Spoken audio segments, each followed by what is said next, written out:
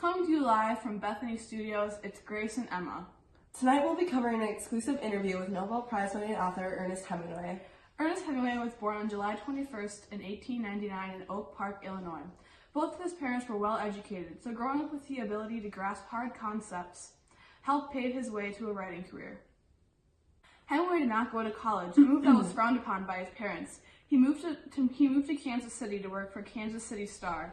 His time as a journalist significantly influenced his style of writing in short, terse prose. In 1918, Hemingway applied to and had been turned down by the U.S. Army, Navy, and Marines due to poor eyesight. He then decided to work for Red Cross and later become an ambulance driver in Italy. When he arrived in Paris, the city was under bombardment from German artillery, and by June he was at the Italian front. Hemingway's time in war was the basis for writing a few of his novels, including A Farewell to Arms and The Sun Also Rises. After the war, he spent a lot of time in Europe, writing novels, meeting and marrying new women, hunting big game, and fishing, even serving as a war correspondent during World War II. Overall, these many experiences that Hemingway had enabled him to understand the world better and the people who inhabited it. As a result, his novels are rich in connections to everyday people and made his novels extremely popular in the first place. Hemingway's ability to connect to everyday Americans through highlighting the bleakness of life through short words and sentences puts him as one of the most significant writers in America. His refusal to assimilate into focusing only on the idealized lives very few people actually lived, and instead concentrating on real life that people can connect to, separates him from other writers of the time period. Now let's hear what he has to say. Over to you, Kate. Thank you, Grace and Emma. Mr. Hemingway, how are you tonight, sir? Doing well. And yourself? Very well, thank you. We'd love to start off this interview by asking you about your inspiration for your novels. Where do you come up with such original themes, Mr. Hemingway? As you probably know, I've done a lot and seen a lot. I've tried to write about these experiences in a way that normal people can understand. What are some examples of your life experiences in your work? Well, I was an ambulance driver in World War I, and I saw some pretty nasty stuff. Nothing makes someone more aware of the bleakness of human life than watching it end. Wow, that must have been pretty difficult to witness.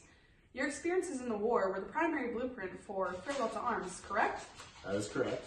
From your novel, A Farewell to Arms, you once said, certain numbers were the same way and certain dates, and these were the names of places where all you could say and have them mean anything.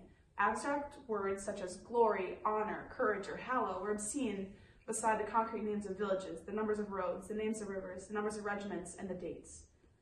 Page 161. Can you elaborate?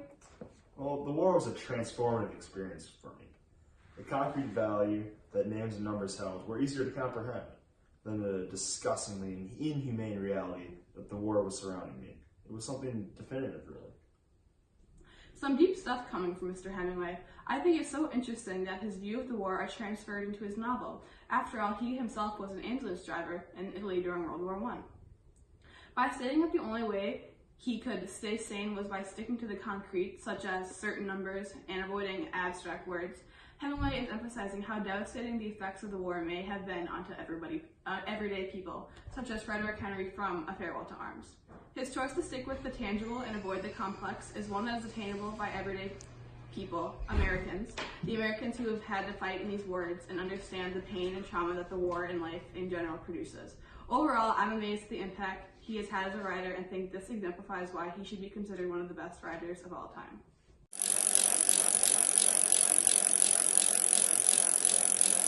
Many of the protagonists of your novels encapsulate a strong fighting spirit of man. Would you agree? Yeah.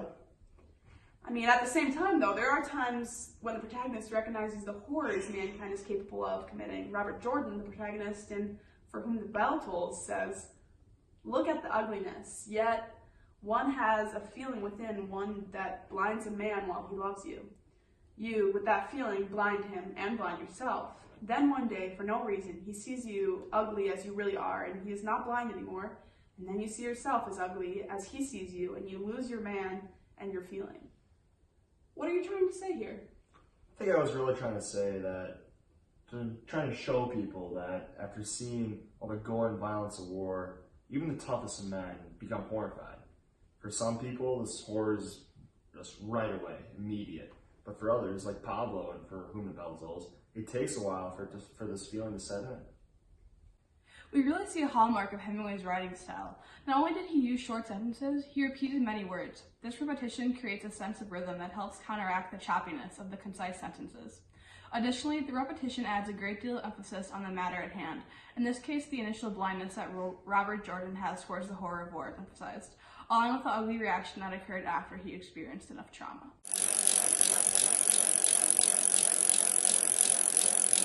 Mr. Hemingway, why are these themes of fighting spirit, poverty, and horrors of war prevalent in your work?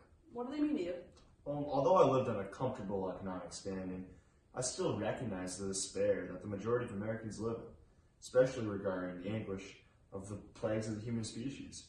Because of this, I chose for the themes of my novels things that revolve around the truth, specifically bleakness of life. Wow, that's some great insight, Mr. Hemingway. It's been said that this theme can be seen through your novel, The Sun Also Rises, as you wrote, "Why don't you follow Brett around like a bloody steer? Don't you know you're not wanted?" 149. Mike feels emasculated by Brett because she has spent so many nights with Jake Cohn, so Mike is taking his frustration out on the new man in Brett's life. Through the simple dialogue stated by Mike, the bleakness of life is demonstrated because he's not likely to end up with the woman he loves. Additionally, this is also seen through Hemingway's award ceremony presentation speech, when Anders Osterling states, "But with different means, those of romanticism and of realism, they both attain the same theme, a man's capacity of endurance and, if need be, of at least daring the impossible." Hemingway incorporates failed romance in his novel to test man's endurance and see how long one can last before giving up, which is a continuous theme in The Sun Also Rises. We'll be right back after this. Howdy y'all, I'm Randy Johnson here for Key West Fishing Adventures. Do you want to have a great time and catch tons of fish doing it? Of course you do! Please, you gotta stop into Key West Fishing Adventures and visit us online at keywestfishingadventures.com. And P.S., if you use the promo code Ernest Hemingway, you get 10% off your first charter. See you on the boat! Back in Bethany Studios, talking to Mr. Hemingway here. Mr. Hemingway, sir, have you ever written a story you wish you hadn't? I mean, what kind of real author hasn't? Intriguing. Tell me, Ernest, do your novels carry a message?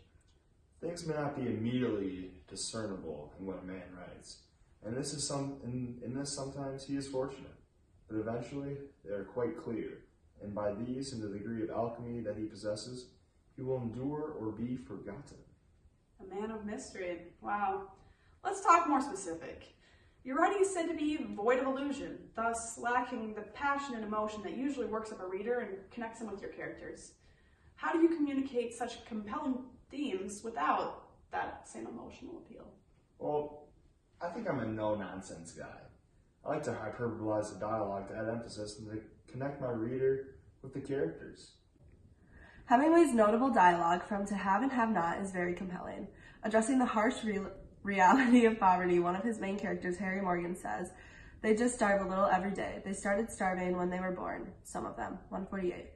Hemingway brings us to empathize with the poverty-stricken Americans, but also feel empowered by their honor ability to face their hardship head-on without complaint. Hemingway has a way of bringing us near to his characters with vivacious dialogue that allows us to understand their inner thoughts without rambling monologue that can so often bore a reader.